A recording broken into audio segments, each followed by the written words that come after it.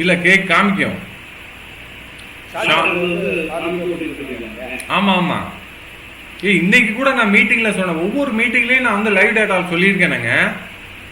இது நான் ஒரு வீடியோவே எடுத்து வச்சிருக்கேன்.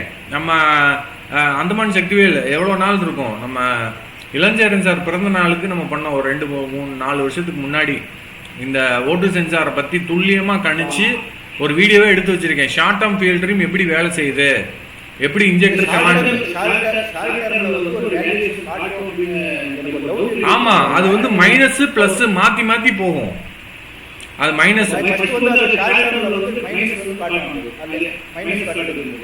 இல்லம்மா, மைனஸ்லயும் பிளஸ்லயும் மாத்தி மாத்தி அட்ஜஸ்ட் பண்ணிட்டு இருக்கிறத நம்ம அங்க பார்க்கலாம்.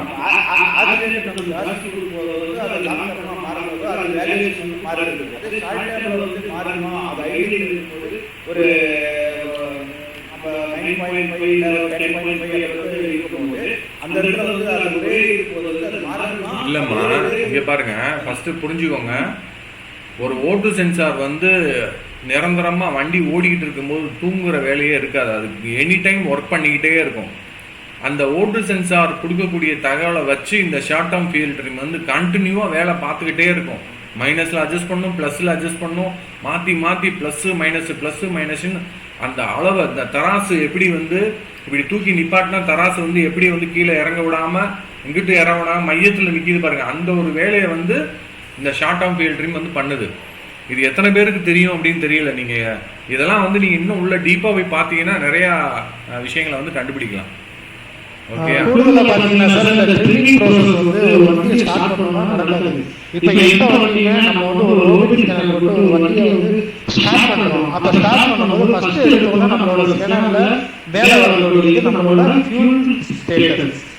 அப்ப அந்த ஃபியூல் ஸ்டேட்டஸ்ல ஓஎல் இருக்கும். இப்போ உதாரணத்துக்கு நம்ம ஒரு மல்டிமீட்டர் எடுக்கிறோம். இப்போ மல்டிமீட்டர் எடுத்து 2 ப்ரோபை நம்ம இணைக்கல, மல்டிமீட்டர் ஆனது 2 ப்ரோபை வெளியே பிடிச்சோம். அப்ப மல்டிமீட்டர் என்ன இருக்கும், ஓபன் லூப்பிங் ஓஎல் அப்படின்னு இருக்கும். அதே மாதிரி நம்மளோட ஸ்கேனரை வண்டியில போடும்போது ஓபன் லூப் இருக்கும். அந்த ஓபன் லூப் அது க்ளோஸ் லூப்ல மாறும், சிஎல் மாறும். அப்ப சிஎல் எப்ப மாறும், ஒரு கொஞ்சம் 2 மணி நேரம் ஆக்சஸ் கொடுத்ததுக்கு அப்புறம் நம்மளோட ஓட்டு சென்சரோட சிக்னல், ஏன்னா ஆல்ரெடி முன்கூட்டியே எல்லா டாட்டாவும் ஈஸியும் நமக்கு போயிடுது. நம்மளோட ஐடியா இருக்கட்டும், மேப்பா இருக்கட்டும், இல்ல அதான் சொல்றது கால்குலேட்டட் லோட் வேல்யூ, நம்மளோட மேப் ஐஐடி இந்த எல்லாத்தோட வேல்யூ உள்ள நம்மளோட மேப்பிங் சிஸ்டத்துக்கு போனதுக்கும் கடைசியா வரக்கூடியது நம்மளோட ஓட்டு சென்சரோட நம்மளோட சிக்னல். அந்த சிக்னல் வந்ததுக்கு அப்புறம் நம்மளோட ஸ்கேனர்ல காப்பி ஆரம்பிக்கும் சிஎல் க்ளோஸ் லூப்பிங். அப்பதான் நமக்கு வந்து ஃபியூல் ட்ரிம் ஆரம்பிக்கும். நன்றி சார். ஓகேமா, தேங்க் யூ. நவீன் சொல்லுங்க சார். இப்போ ஒரு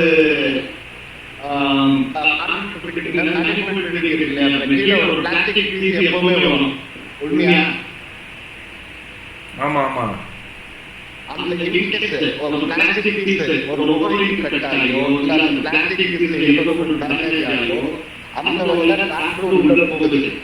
அந்த நேரத்துல ஓட்டு சென்சார் ஒரு தகவல் சொல்லுது, காலத்துக்கு இந்த ஓட்டு சென்சார் ஒரு ரிமைண்டர் சொல்லுது. அதே நேரத்துல பேட்டர்ன் தந்தது ஒரு உள்ள ஒரு டிராக்டரோட அழுத்தம் இவ்வளவுதான் இருக்கு அப்படின்னு சொல்லுது. அந்த அழுத்தத்துக்கும் அப்புறமா ஒரு அழுத்தத்துக்கும் ஒரு வேரியேஷன் வருது. அடிக்கடி ஒரு ஏழு சப்ளை உள்ள போகுது. அப்பதான் இந்த ஃபியூல் வேலை செய்யவே ஆரம்பிக்குது. அதாவது ஒரு இடத்துல இருந்து இன்னொரு இடத்துக்கு போகிறப்போ இருக்கிற நேரத்துல ஒரு வழியில ஏதோ ஒரு காற்றோ இது காற்றோட தண்ணி தரமோ ஏதோ ஒரு வரும்போதுதான் இந்த ஃபியூல் வேலை செய்யுது அப்படிங்கிறது என்னோட கருத்து. Super. Okay, very good. Okay, அருமையான ஒரு விஷயம் தான் போயிட்டு இருக்கு. உண்மையிலே ஆரோக்கியமா இருக்கு. ஏன்னா ஒவ்வொரு நாளும் வந்து நான் மீட்டிங் எடுக்கும்போது இன்னைக்கு என்னத்த டாபிக் எடுக்க போகிறோம் ஒன்றுமே புரியல. இன்னைக்கு சத்தியமாக சொல்கிறேன், பிளாங்காக தான் வந்து உட்காந்தேன். யார் என்ன வேணாலும் நினச்சிக்கோங்க. ஒவ்வொரு நாளும் வந்து நம்ம ஏதாவது ஒரு டாபிக் எடுத்து பேசணும் அப்படின்னு நினச்சிலாம் நான் வரமாட்டேன். ஆனால் ஒரு டாபிக் வந்து கடவுள் வந்து அதுவாக கொடுத்துருவார். என்னோட மீட்டிங் வந்து சக்ஸஸ்ஃபுல்லாக போகிறதுக்கு ஒவ்வொரு டாப்பிக்கும் அவங்களா வந்து கொடுத்துட்றாங்க. இன்னைக்கு வந்து சரண்யா பண்ற ரவிச்சந்திரன் சொன்ன ஒரு விஷயம் வந்து அவ்வளோ தூரம் வந்து போயிட்டு இருக்கு. இன்னும் வந்து அது முடிவடையலை. இந்த இந்த ஒரு இதுக்கு விடை வந்து அடுத்த வாரம் வந்து உங்களுக்கு கிடைக்கும். எந்த விடை யாராவது சொல்ல முடியுமா? ஒரு கேள்வி வந்து வச்சோம், இந்த கேள்வி இன்னும் பதில் நான் கொடுக்கல. ஆமா, அதுக்கு வந்து அடுத்த வாரம் நம்ம பதில் சொல்லுவோம்.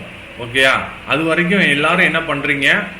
பைக்குக்கு உங்களுக்கு எல்லாருக்கும் தெரியும், பைக்குக்கு வந்து எப்படி வந்து போகுது அப்படின்றது தெரியும். ஆனால் ஆக்டிவாவில் பொறுத்த வரைக்கும் அந்த அட்மாஸ்பியரிக் ஏர் உள்ளே வர்றதுக்கு பர்ஜுவால் நான் இவர் விழுப்புரம் ஜெயகணேஷ் என்ன சொன்னார், பர்ஜுவால் வழியாக வந்து உள்ளே போகுது அப்படின்னாரு. இவர் குணா சார் என்ன சொன்னார், அந்த கேன்சரில் உள்ளே இழுக்கக்கூடியதுக்கு ஒரு பகுதி, அதாவது அந்த கேன்சர் சுவாசிக்கிறதுக்கு ஒரு பகுதி வந்து இருக்கும். ஒன்று டெலிவரி வெளியில் போகிறதுக்கு ஒரு பகுதி இருக்கும். இது எல்லாருமே பார்த்துருப்பீங்க. அந்த கேன்சர் சுவாசிக்கிறதுக்கு ஒரு பகுதி, உள்ள டெலிவரிக்கு ஒரு பகுதி, அதாவது எக்ஸஸாக வரக்கூடிய கேஸை வந்து ஓவர்ஃப்ளோ ஆயிடுச்சுன்னா அதை வெளியே தள்ளுறதுக்கு ஒரு பகுதி. ஓகேயா? அப்போ அந்த சுவாசிக்கிற பகுதி வந்து கேனிஸ்டர் வழியாக அவர் குணா என்ன டக்குன்னு ஒரு சூட்சமாக சொல்லிட்டு போயிட்டாரு, அந்த கேனிஸ்டர் வழியாக வந்து அதுலேருந்து டேங்குக்கு போகுதுன்றாரு. ஆனால் அது எப்படி அப்படின்றது தான் இப்போ கேள்வி. ஆனால் டியூப் சொல்லுங்க சார், என்னோட பதில் என்னன்னு கேட்டீங்கன்னா, அது சரியா இருக்காது, இருந்தாலும் நான் அதை ஆராய்ச்சி பண்ணி கண்டிப்பா நான் உங்களுக்கு பதில் தரேன். இப்போ வந்து ஆக்டிவா பொறுத்தவரைக்கும் இந்த வண்டி பொறுத்தவரைக்கும் பார்த்தீங்கன்னா ரிட்டர்ன் பைக் எப்படி பொறுத்தவரைக்கும் இப்போ ஃபியூல் பம்புக்கு மேல டேங்க்ல இருந்து ஒரு பைக்ல ஃபியூல் இன்லெட் ஆனாலும் நம்ம ரிட்டர்ன் வால்வு மூலமா எக்ஸாஸ்ட் ஆகுது. அப்ப அந்த மோட்டரோட சுழற்சினால அந்த உள்ள வரக்கூடிய அட்மாஸ்பியர் அழுத்தம் தவிர்க்கப்படுதுன்னு என்னோட பதில். ஏன்னா அந்த ரிட்டர்ன் வால்வு இல்லை, எனக்கு தான் தோணுது. இருந்தாலும் கண்டிப்பா நாளையில இருந்து நான் இதை ஆராய்ச்சி பண்ணி கண்டிப்பா இதை நான் பதில் சொல்றேன். ஓகே, கண்டிப்பாக சொல்லுங்கள். ஏன்னா நிறையா அதில் கேள்வி இருக்குது, அதாவது நிறைய அர்த்தங்கள் இருக்குது. அதாவது நல்லா யோசிங்க. நான் திரும்பவும் இந்த கேள்விக்குள்ளே கேள்வி நிறையா வச்சு கொடுக்குறேன், நீங்கள் யோசிங்க. பெட்ரோல் டேங்க் வந்து ஆக்டிவால இப்படி இருக்குது, கீழே 2 டியூப் இருக்குது, 2 டியூபுக்கு கீழே தான் வந்து பம்ப் இருக்குது. புரியுதா? அப்போ அந்த இடத்துக்கு அட்மாஸ்பியரிக் ஏர் தேவையா, அது இல்லாமலே இது வேலை செய்யுமா அப்படின்றத யோசிங்க. இன்னொன்று, பம்பு வந்து உள்ளுக்குள்ளே இருக்குது. ஒரு பம்பு வந்து உள்ளுக்குள்ளே இப்படி இருக்குது. ஜூபிட்டர்லாம் பார்த்தீங்கன்னா பம்பு வந்து மேலே இருக்கும், அதுக்கு 4 டேங்க் பெட்ரோல் இருக்கணும், அதுக்கு வந்து அட்மாஸ்பியரிக் ஏர் தேவையா, அந்த மாதிரி ஒன்று. அந்த மாடலில் எப்படி இருக்குது அட்மாஸ்பியரிக் ஏர் உள்ளே வர்றதுக்கு, அந்த மாடலில் எப்படி இருக்குது, அது ஒன்று பாருங்கள். அதே மாதிரி பார்த்தீங்கன்னா பைக்கிலலாம் வந்து பார்த்தீங்கன்னா டேங்க் வந்து இப்படி இருக்கும், டேங்க்கில் வந்து பெட்ரோல் வந்து இப்படி இப்படி ஃபுல்லாக இப்படி இருக்கிறதுல அடியில் வந்து பம்ப் இருக்குது, பம்ப் வந்து இப்படி இருக்குது. அப்போ இப்படி இருக்கிற பம்பில் உங்களுக்கு வந்து எப்படி வந்து அந்த அட்மாஸ்பியரிக் ஏர் டேங்க்கில் வருது அப்படின்றதையும் பாருங்கள். இதெல்லாம் நல்லா யோசித்து வச்சு அடுத்த வாரம் வாங்க, இதுக்கு உண்டான பதிலை வந்து சொல்லுவோம். ஓகேங்களா? ஓகே, புரியுதா? நான் சொல்கிற விஷயங்கள் புரியுதா? சொல்லுங்க நவீன். இப்போ ஒரு அதாவது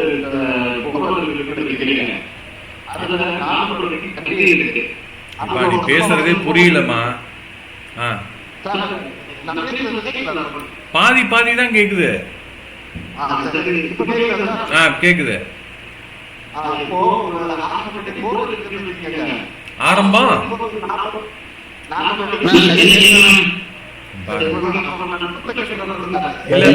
இல்ல என்ன போரா? சார்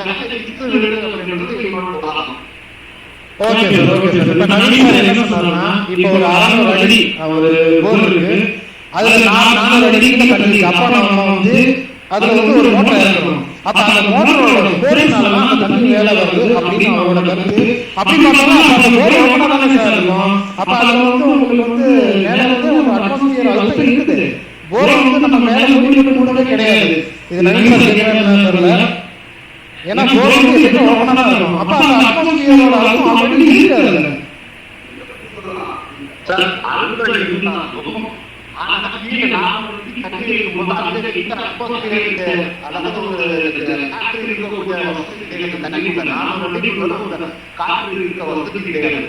அப்படி இருந்தாலும் அந்த இடத்துல தண்ணியை எசிக்கிட்டா அது மோட்டரோட கெப்பாசிட்டி தான். அப்ப நீங்க நவீன் சார் சொல்றத பாத்தீங்கன்னா ஒரு இப்ப இந்த மோட்டரோட அழுத்தம் அப்ப வந்து நம்மளோட ஆக்டிவா இருக்கணும் இல்ல எந்த வண்டியா இருக்கணும் இப்போ அதுல வந்து நான் உள்ள இல்ல சக்திவேல் ஒரு நிமிஷம் அவர் என்ன சொல்ல வர்றாருன்றத நீங்க புரிஞ்சுக்கணும். 400 அடிக்கு கீழே இருக்கக்கூடிய ஒரு சம்மர்சிபிள் பம்ப் வந்து உள்ள இயங்கிக்கிட்டு இருக்கு. ஆனா டெலிவரி பாத்தீங்கன்னா நல்லா செம ஸ்பீடா தண்ணி வெளியில வருது. இன்னைக்கு கூட நான் அதை செக் பண்ணி பார்த்தேன். இதே இது நம்ம அந்த 400 அடிக்கு கீழே நம்ம போய் உட்காந்துட்டோம் விழுந்துட்டோம்னு வைங்க, 400 அடிக்கு வெளியில போய் நம்ம கீழே விழுந்துட்டோம், நம்மளுக்கு சுவாசிக்கக்கூடிய ஆக்சிஜன் எங்க இருந்து கிடைக்கும்? மேல இருந்து அந்த ஓட்ட வழியா வரணும். ஓகேயா? நீங்க சொல்ற அந்த அட்மாஸ்பரிக் ஏர் வந்து 25% தான் வந்து அங்க வந்து கீழே இருக்கும். 100% இருக்கிறதுல 25% தான் இருக்கும். அதை தான் அவர் சொல்ல வர்றாரு. ஓகேங்களா? சார் அப்ப அந்த அட்மாஸ்பியருக்கும் ஆக்சிஜனுக்கும் சம்பந்தம் கிடையாது சார். இது நான் கேக்குறேன் சார். இப்ப நம்ம பேசிக்கிறது ஆக்சிஜன் பத்தி இல்லம்மா, நான் ஒரு சும்மா நம்ம அட்மாஸ்பியர் அழுத்தத்தை பத்தி தான் பேசிக்கிறோம். அதைத்தான் நானும் சொல்றேன். அட்மாஸ்பரிக் அழுத்தம்னா என்ன? மோட்டர் சுவாசிக்கிறதுக்கு ஒரு அட்மாஸ்பரிக் ஏர், புரியுதா? மோட்டர் வந்து ஃபங்க்ஷன் ஆகணும்னா அட்மாஸ்பரிக் அழுத்தம் மேல பிரஷர் அழுத்தம் இப்படி இருக்கணும், புரியுதா?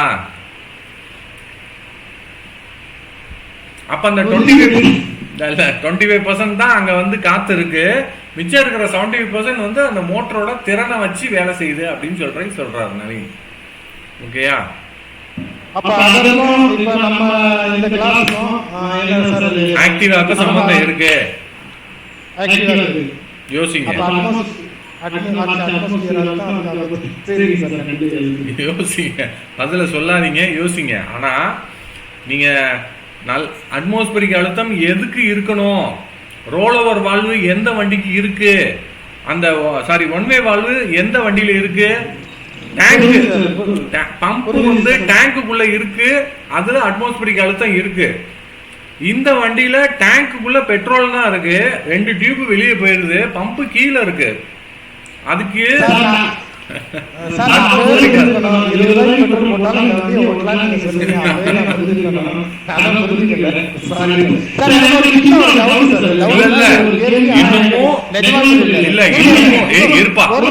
இன்னமும் நான் சொன்ன பதில் வந்து உனக்கு புரிஞ்ச பதில் வந்து அது முழுசா வந்து எல்லாருக்கும் புரியணும். புரிஞ்சு அதையெல்லாம் ஒத்துக்கிட்டோம். அதுக்கப்புறம் தான் நான் சொல்ற பதில் வந்து உண்மையிலேயே வந்து சரியான பதிலா இல்லையான்றது தெரியும். குமார் சார், நான் சொல்றது புரியுதா உங்களுக்கு?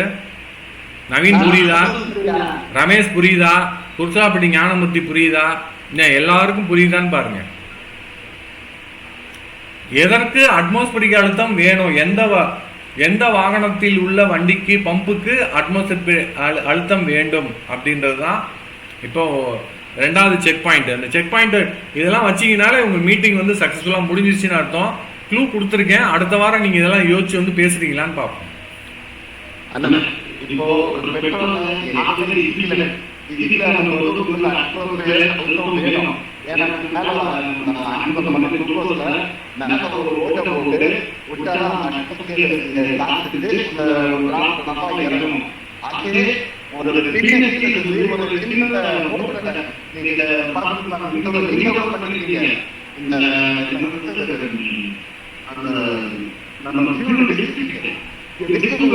ஒரு மோட்டர் போட்டு அதை கிளிக் பண்ணி அதை சிலிண்டர் மூலமா நம்ம ஏற்றோம். அந்த டைம்ல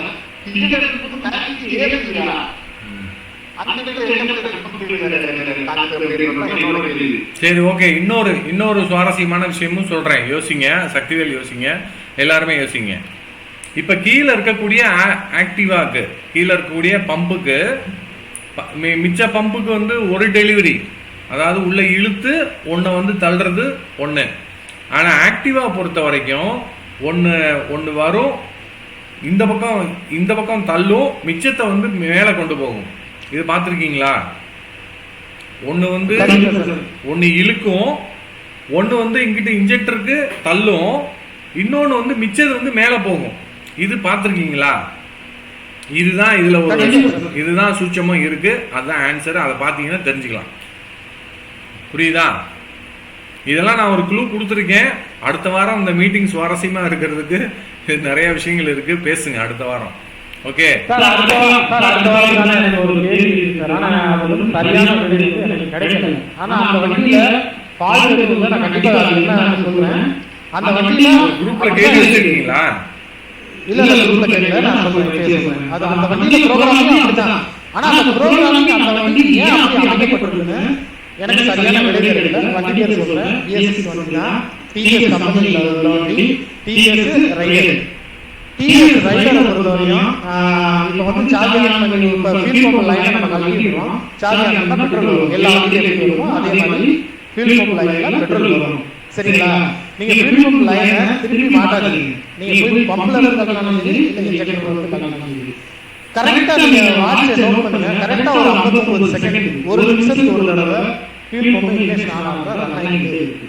ஆனா அந்த வண்டியில அப்படிதான். அதனால வண்டியில எந்த பிரச்சனையும் இல்ல, எதுவுமே கிடையாது. வண்டியெல்லாம் அற்புதமா இருக்கு, நல்லா இருக்கு.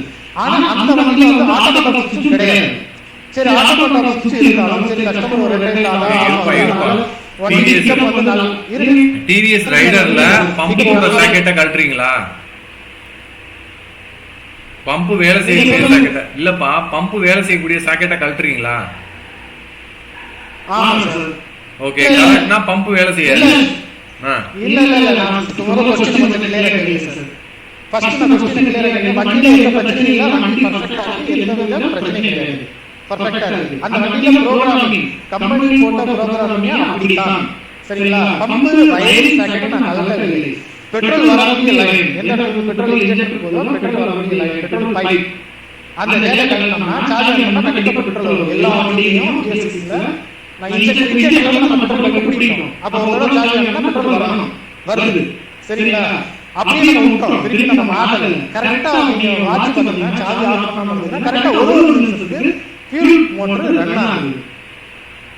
அந்த வண்டியில ப்ரோகிராம் அப்படிதான். அது எதனால அந்த வண்டியில இல்ல, நான் சத்தியமா பார்க்கல. அதாவது சாவியை ஆன் பண்ணோன்னா நம்மளுக்கு வந்து பம்பு ஓடிட்டு ஆஃப் ஆயிரும். ஆனா ரைடர்ல மட்டும் எப்படி?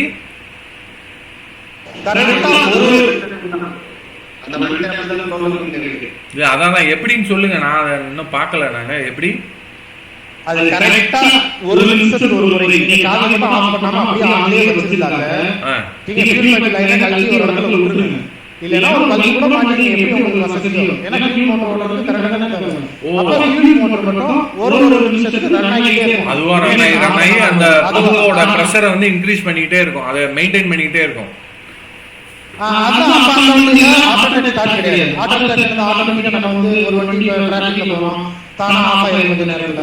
அதுக்கப்புறம் திருப்பி நம்ம சடனா பிடிக்கணும். அதுக்காண்டி அந்த சிஸ்டம் அந்த ரைட்ல இருந்தா கூட சரி நான் யோசிக்க மாட்டேன். சரி ஒருவேளை சீக்கிரம் குயிக்கா ஸ்டார்ட் ஆகும் வண்டி, அதனால இந்த ப்ரோகிராம் இந்த வண்டியில இப்படி கொடுத்துருக்காங்க அப்படின்னு நான் யோசிச்சேன். ஆனா இந்த வண்டியில அப்படிப்பட்ட எதுவுமே இல்ல. அப்படி இருக்கும்போது இந்த வண்டியில மட்டும் ஏன் இந்த மாதிரி ஒரு சிஸ்டம் கொடுத்துருக்காங்க? இதை வந்து ஒரு வீடியோவா இல்ல, ஒரு வீடியோவா எடுத்து கேள்வி வைக்க முடியுமா? இல்லப்பா, அந்த வீடியோ வேணா எனக்கு அனுப்புங்க. நான் அந்தமான் சக்திவேல் பேர் போட்டு இது ஒரு கேள்வி அப்படின்னு சொல்லி கேட்போம். ஏன்னா அது பேக்ரவுண்ட்ல உங்களோட வாய்ஸ் கொடுத்து நீங்க ஒரு கேள்வியை வைக்க முடிஞ்சா குரூப்லயே வச்சிருங்க. ஏன்னா அது ஒரு அருமையான ஒரு கேள்வி. அதுக்கு நவீன் வந்து பதில் சொல்லிட்டாரு. இது வந்து ப்ரோக்ராம், இந்த மாதிரி இந்த வண்டியில இப்படிதான் ஒரு ப்ரோக்ராம் அப்படின்னு சொல்லி சொல்லிட்டாங்க. எல்லா வண்டிக்குமே சாவியை ஆன் பண்ணோன்னா பம்பு ஓடி ஆஃப் ஆயிரும், ஓடி கட் ஆயிரும். ஆனா இந்த வண்டிக்கு வந்து ஒவ்வொரு நிமிஷத்துக்கு ஒரு தடவை பம்பு ஓடி ஓடி கட் ஆகுது அப்படின்றத நீங்க சொல்றீங்க, அப்படிதானே? அது ஏன் எதுக்குன்றது கம்பெனி தான் முடிவு பண்ணும். ஆனா எதுக்கு கொடுத்துருக்காங்க அப்படின்னு அதுக்கு ஏதோ ஒரு சூட்சமா இருக்கும். ஓகே, அதை வந்து நம்ம கண்டுபிடிக்கணும். நம்மளோட 6ஆம் அறிவை வச்சு நம்ம வந்து கண்டுபிடிக்கணும். ஓகே, கண்டுபிடிக்கலாம். சரி, ஓகே. அடுத்த வாரத்துக்கு இந்த பெட்ரோல் டேங்க்ல நம்ம எங்க அவர் கேட்டவரே ஆளக்கானா எங்க இருக்காரா? விழுப்புரம் ஜெயகணேஷ் அவரே போயிட்டாரு. இல்ல விழுப்புரம் ஜெயகணேஷ் அருமையான கேள்வி கேட்டாரு. ஆனா அட்மாஸ்பரிக் அழுத்தம் வந்து அந்த டேங்க்ல வந்து எங்கேயுமே இல்லையே. அவர் என்ன சொன்னாரு? விழுப்புரம் ஜெயகணேஷ் என்ன சொன்னாரு?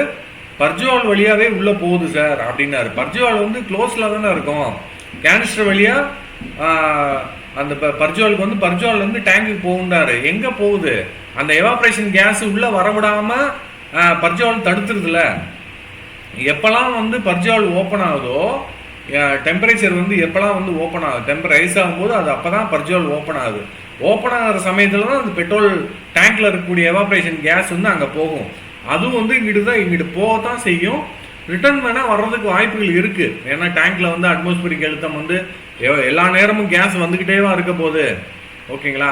அப்போ கேன்சரில் இருக்கக்கூடிய காற்று வந்து அங்கே போய் நின்றுடும்.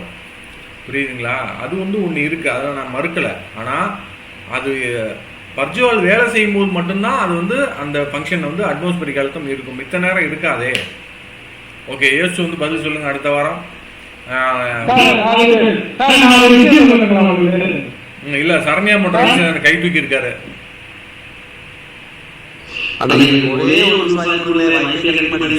சொல்லுங்கண்ணே, அதுக்கு தானே இப்ப நான் உங்களுக்கு வாய்ப்பு கொடுத்தேன். சொல்லுங்க. எந்த ஒரு பழைய புது அட்வான்ஸ் காத்து உள்ள காத்து உள்ள போகணும் போனா வெளியே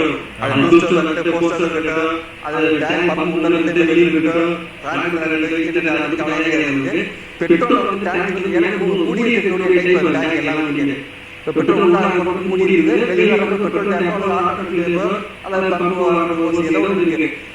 காத்து உள்ள போனா மட்டும்தான் பெட்ரோல் வெளியே தரணும். ஆக்டிவாக்கு ஏன் இல்ல? ஆக்டிவால இல்லங்க, அததான் இப்ப கேள்வியே.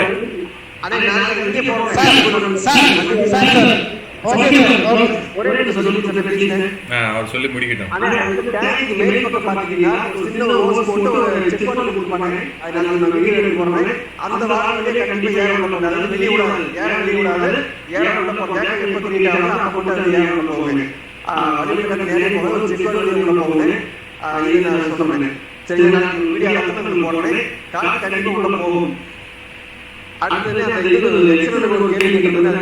இல்ல இன்னமும் சொல்றேன்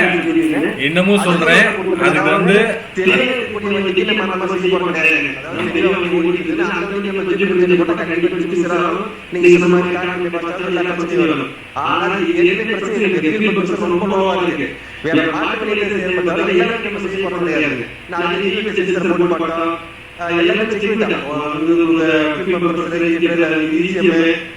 செக் பண்ணிட்டு எல்லாமே செக்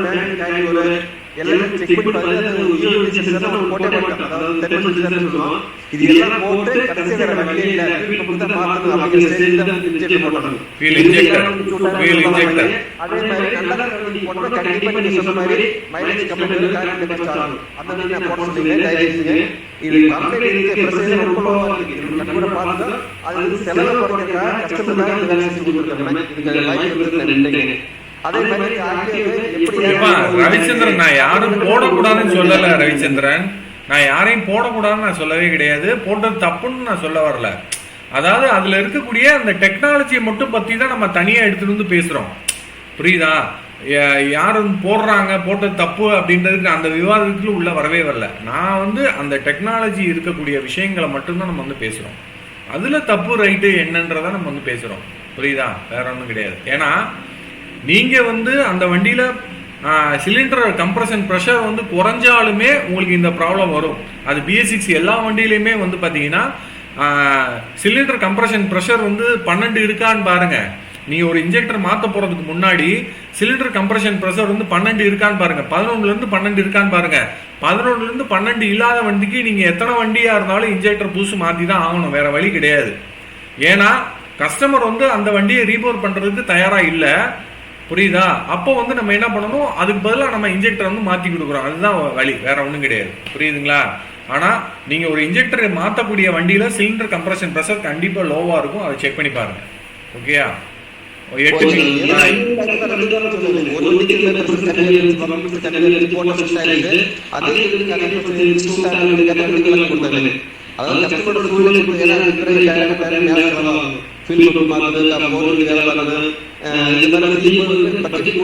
அப்ப நீங்க சொல்றீங்கல்ல, சிலிண்டரோட பிரஷர் முக்கியம், பம்போட பிரஷர் முக்கியம், பேட்டரி முக்கியம், ஹெட் வால்வ் சீட்டிங்லாம் முக்கியம்.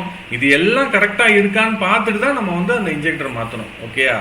ஓகே ஓகே, ரொம்ப நன்றி. முடியல அப்படிங்கிற மாதிரி சொல்லுங்க. அதுக்கு சில பேர் கார்பரேட் ஒரு ஆள் தர்றாங்க. இதே சிஸ்டம்ல கார்பரேட் வந்து அது நான் ஒரு ஆள் பண்ணி கொடுக்கறது. அது சூழ்நிலை பண்ணி அந்த கஸ்டமர் வந்து எப்ப நம்ம அடி செலவு இல்ல, இன்னைக்கு நம்ம சொன்ன விஷயங்கள் எல்லாமே ஒரு எக்ஸலண்டர்ல பேட்டரி, பம்போட ப்ரெஷரு, அந்த டிபிஎஸோட வேல்யூ எல்லாமே பக்காவா வச்சுட்டு அதுக்கப்புறமும் முடியல அப்படின்னா நம்ம வந்து இன்ஜெக்டர் மாத்தலாம். ஆனா இன்ஜெக்டர் மாத்தவும் அதுக்கும் இது இல்லாம டக்குன்னு எல்லாத்தையும் கழட்டி உருவி போட்டு கார்பரேட்டரா மாத்துறது அது வேஸ்ட்டுங்க. அது சரி பண்ணாதீங்க, வேஸ்ட். ஏன்னா முடிந்த வரைக்கும் நம்ம BS6 ஏன்னா இப்ப நீங்க எல்லாரும் வந்து இந்த செட்டை வந்து மாத்துறத பத்தி யோசிக்கிறீங்க. அந்த பழைய கலெக்டின சிஸ்டத்தை நீங்க ஏதாவது ஒரு ரேட்டு போட்டு கஸ்டமருக்கு அது கொடுத்தீங்கன்னா அது வேல்யூ. அந்த கலெக்டர் சிஸ்டம் எல்லாமே சேர்த்து இருந்து எப்படியும் ஒரு 10,000 ரூபா வருமா அது கலெக்டின வேல்யூ. வண்டியில இருந்தா அதோட வேல்யூ வந்து எவ்வளவு, வண்டியில இருந்து கலெக்டினா அதோட வேல்யூ எவ்வளவு இருக்கும் சொல்லுங்க. இன்ஜெக்டரு, ECM, ஒயரிங்கு, ஓகேயா, இது எல்லாம் சேர்த்து எவ்வளோ வரும்? பம்பு எல்லாம் சேர்த்து எவ்வளோ வரும்? நீங்கள் புதுசாக போய் வாங்க போனீங்கன்னா இது எல்லாம் சேர்த்தா எவ்வளோ வரும் அதை சொல்லுங்க. அப்போ அந்த 15,000 ரூபா அந்த பக்கம் முடக்கப்பட்டிருக்குன்றதை நீங்கள் யோசிக்கவே மாட்டீங்களே எல்லாரும். 15,000 ரூபா ஒரு பக்கம் கஸ்டமருக்கு முடக்கிட்டு திரும்ப புதுசாக வந்து ஒரு 6,000 ரூபா 7,000 ரூபாய்க்கு ஒரு கார்பரேட்டரை மாற்றி மொத்தம் ஒரு 21,000 20,000 ரூபா வந்து கஸ்டமருக்கு வேலை வேஸ்ட் ஆகுது. அதுதான் முக்கியம். அந்த பக்கம் அந்த வண்டி ப்ராப்ளம் இருக்கு, அதெல்லாம் ஓகேயா. எனிவே ஒரு நல்ல ஆரோக்கியமான விவாதமாக போச்சு. ஓகே, ரொம்ப நன்றி.